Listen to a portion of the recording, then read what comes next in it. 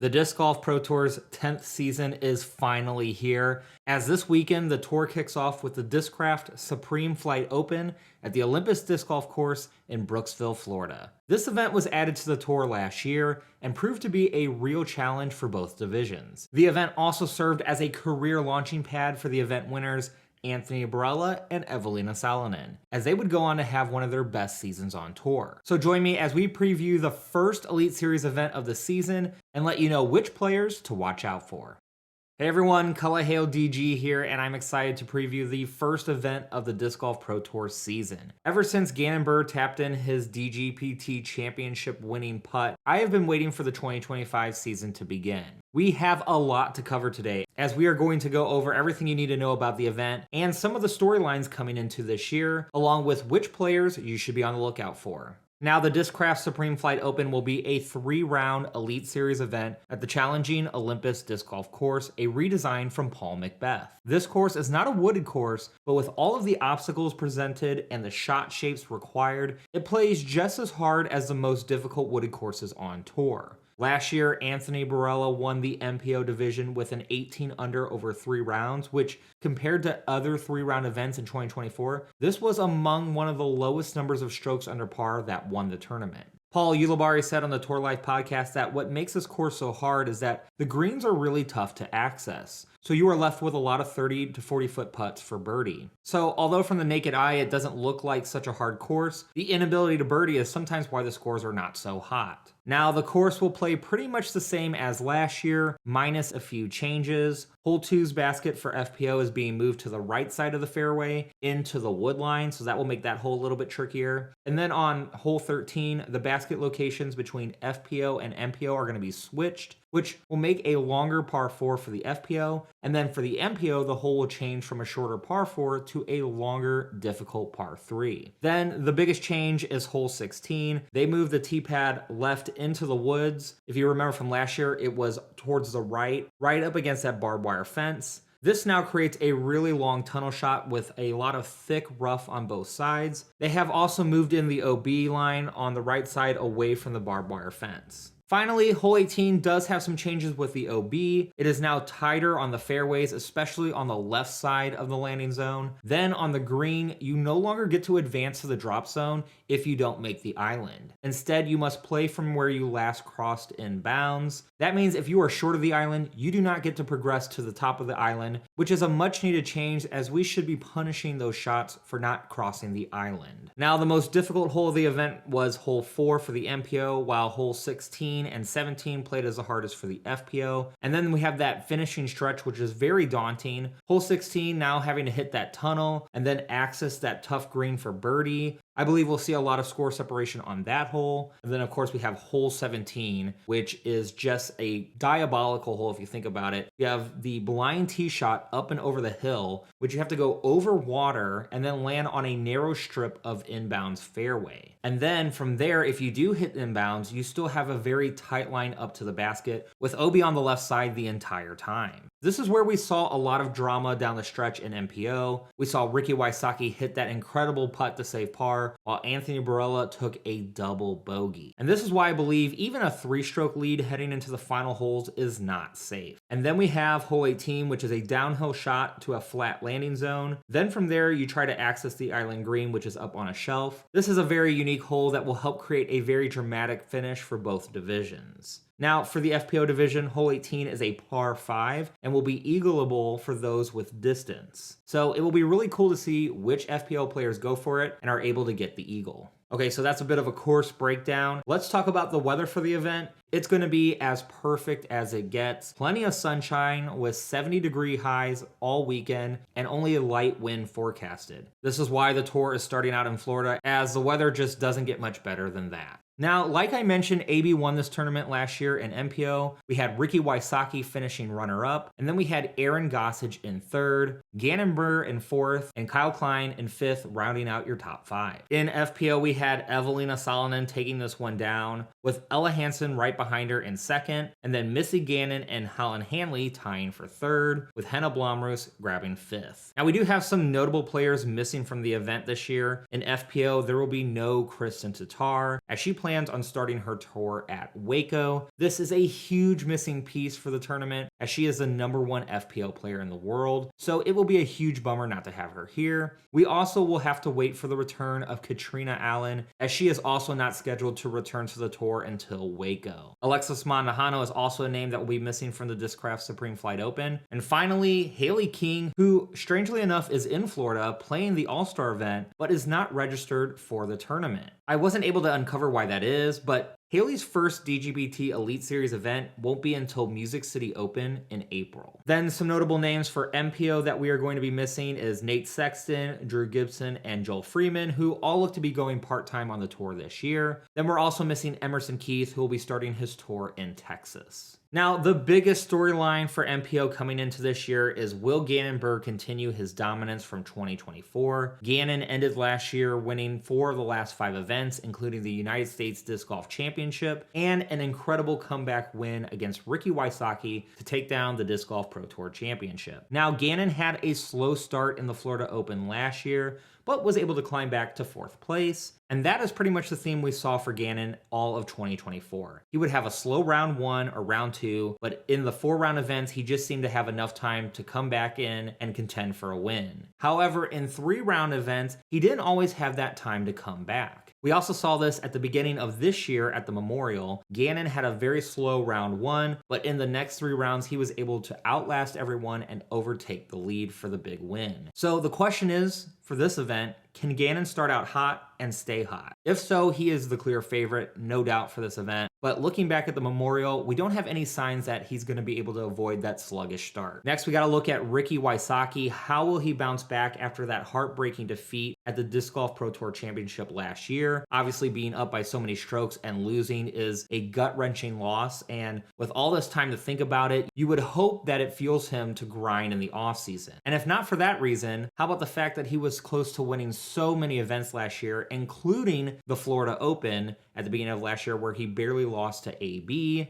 And if that's not enough to fuel him, how about the excitement of having Discraft as your new sponsor? In my opinion, Ricky has to be hungrier than ever coming into 2025. And after seeing Ricky at the Shelly Sharp Memorial a few weeks ago, we watched him dominate that event. I have a feeling we're going to see Ricky in the winner's circle early in 2025. He seems so dialed into his bag already, and he appears healthier than ever, which is a great sign for Ricky Wysocki. So this may be an incredible year for those Ricky Wysocki fans. Finally, we got to talk about Anthony Barela, the defending champion of the event. This tournament was a launch pad last year into one of his best seasons ever with 4 elite wins. If you've been watching the preseason A tiers this year in his hometown Arizona, you will see that his game looks very sharp. Now, I do have to say we did see him make some strange errors against Gannon Buhr down the stretch at the Memorial. However, in general, AB's game looks very dialed, and I think he has a really good shot at taking this one down. Okay, so before my predictions, I want to give you my 4 safe picks to win this event. I think in general, these 4 guys just have the best odds to get it done. Those are going to be Gannon Buhr, Ricky Wysocki, Anthony Barela, and Isaac Robinson. Gannon is the #1 player in the world, so picking him to win is always a safe bet. Then we have Ricky and Anthony Barela, who are at the top of their games right now, and they also finished 1 and 2 last year, so we know they can get it done on this course. I'm throwing in Isaac Robinson into this safe mix. This course requires a lot of shot shaping, and right now he is one of the best shot shapers out there. On top of that, Isaac is deadly from shallow circle 2, and according to Paul Ulibarri, is an important skill to have to score birdies on this course. Then I have some guys that are probably good to bet on for this event. Maybe not a safe pick exactly, but they're always good to bet on. And of course, that's going to be Calvin Heimberg, the local Florida guy who's probably had a lot of laps on this track. There's also plenty of those typical Florida low ceiling lines that we know he is the best at. I think if Calvin can get the putter going, which was where he kind of lacked last year, he will be a threat to win this event. Then I have Paul McBeth. I would never count out the 6-time world champion, even though he was winless in 2024. It sounds like he's putting more focus into his game this year, and the fact that he is the course designer of Olympus lets me know that he probably has the best game plan for the event. I would also throw Joseph Anderson's name into this mix. He played this event really well last year, and and it was the first time we really saw him on coverage. So, you know, he had to have some nerves in there in that final round. And since that tournament, he has appeared on camera multiple times and even pulled off a win at Idlewild. So I think the experience he was able to gain last year will set him up well for this tournament. Finally, we have to put Nicholas Ontala's name in there. Just like Isaac, Nicholas is a great shot shaper, which is the key skill to conquer this course.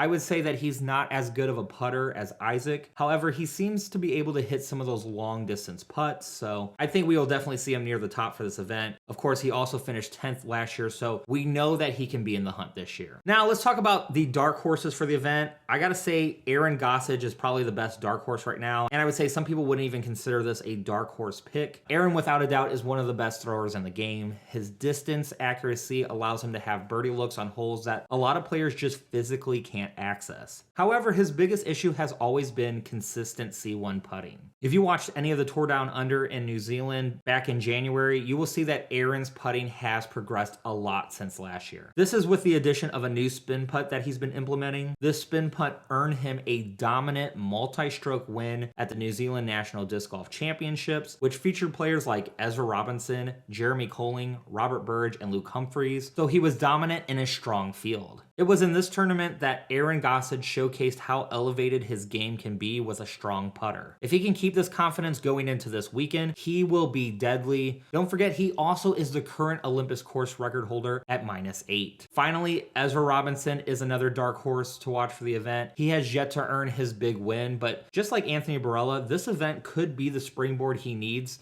to have an incredible year. Ezra has all the tools to be a top player. He just needs the confidence to finish out a tournament on top. We didn't get to see that in the Tour Down Under that he played in as well, but hopefully that experience overseas allowed him to learn his new disc from Discraft and build confidence for this year.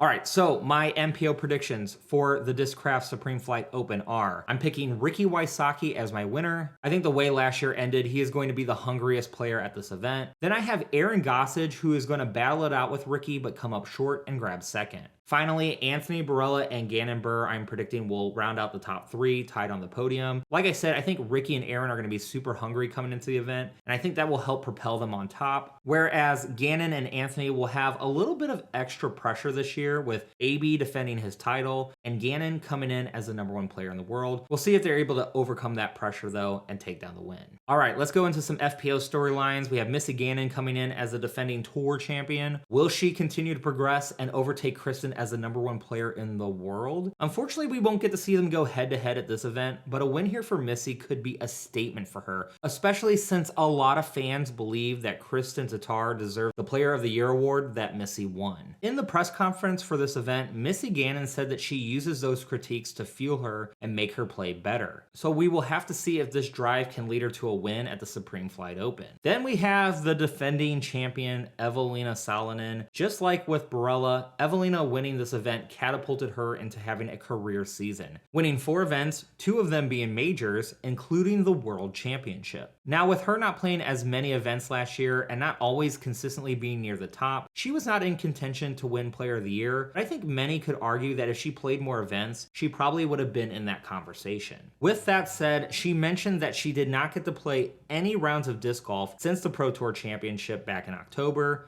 because the winters are just so brutal in Finland and they don't get hardly any sunshine. She did mention that she really got to focus on putting over the offseason. If she can knock the rust off quick, she is definitely going to be a favorite. Finally, we got to talk about Holyn Handley, a player that I think has the chance to take over the division with her power and variety of shots. She also has great putting range as well. I mean, she has the physical ability to be the best FPO disc golfer in the world. The issue is her mental lapses that she has in pressure situations. She was able to push past them in certain tournaments last year and get 3 wins. However, you can watch her play and see that her ceiling is much higher. After breaking through in 2024 and getting multiple wins, you have to believe that her confidence is at an all-time high coming into 2025. She had a really good chance to win this event in 2024, but again had multiple errors down the stretch that took her out of it in the final round. If she can bring some confidence into this very first event, Not only does she have a shot at winning, but it could really jumpstart a career year for Holland. All right, let's get into my safe bets for FPO. I believe that Missy Gannon, Evelina Salonen, Holland Hanley, and Ella Hansen are all in this safe bets category, especially since all 4 of these ladies were on the lead card final round in last year's event, and I believe these 4 are the most likely to win. The ladies that I believe are good to bet on, Owen Scoggins, who is always near the top. However, the demands of this course will make it tougher for her to win, though if anyone has a dog in them to struggle through a tough course and come out on top, it's Owen Scoggins. Then we have Paige Pierce. She seems fully healthy coming into 2025, and with a new focus, I don't think we should count out the 5-time world champion. She is a proven winner, and I think if she can just get her game back to where she likes it, she will be in contention multiple times this year. Finally, I think we have to add Kat Mertz and Silva Saarinen to this list. Both top competitors in the division, both owning a key skill to have on this course. Kat Mertz with great shot shaping. And I would say for FPO, distance is a big deal as well, and Kat Mertz certainly has that. And then we have Silva, who is great from Circle 2, and with a lot of the greens being tough to access, that Circle 2 putting is going to be huge in order to gain strokes on the field. Okay, my one and only dark horse for the event is Henna Blomroos. Finished 5th in last year's tournament here. Now, saying that Henna is a dark horse is a bit of a stretch, as she is a top player in FPO. I do realize that. However, she has really struggled to get a win on tour, and it just seems like she is unable to shake those putting jitters to get that big win. Now, I got a glimpse of the All-Star event this morning as I am working on this video, and her putting looked very confident. If this putting form sticks with her in the tournament, she could easily take this down. All right, my predictions for FPO are: I think Holland Hanley wins this event, and I think it's going to be a close battle between her, Missy Gannon, who will take 2nd, and Paige Pierce, who will grab 3rd. I think with Holland's ability to eagle certain holes, this will give her an advantage over Missy Gannon, though I expect it to be a tight race. Also, I think this is going to be a comeback year for Paige Pierce, and I think she'll kick it off with a podium finish here at the Discraft Supreme Flight Open. Not picking Evelina on the podium might be a mistake, but I'm a little unsure with how rusty her game is going to be coming into the first event. Again, she proved me wrong last year. Maybe we'll see her do it again. All right, so this is my preview of the first Disc Golf Pro Tour stop of the year, the Discraft Supreme Flight Open. Now I want to hear your predictions in the comments below. Who is on your podium for both MPO and FPO? With the season kicking off, I am very excited for all the DGPT content I will be working on this year, so be sure to subscribe to my channel so you don't miss any uploads. I'm Culahale DG here. Thank you so much for watching. Be sure to check out my video breaking down the entire 2025 Disc Golf Pro Tour schedule in the card on screen.